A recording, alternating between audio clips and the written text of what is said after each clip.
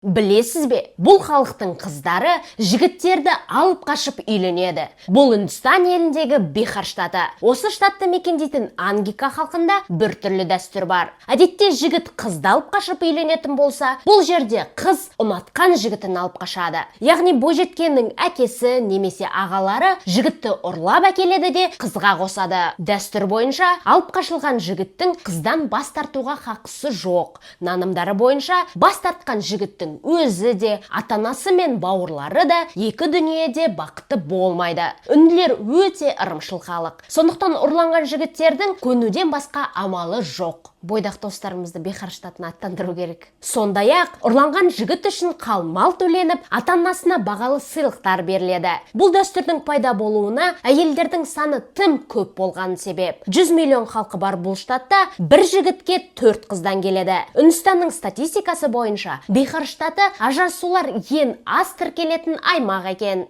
Солай.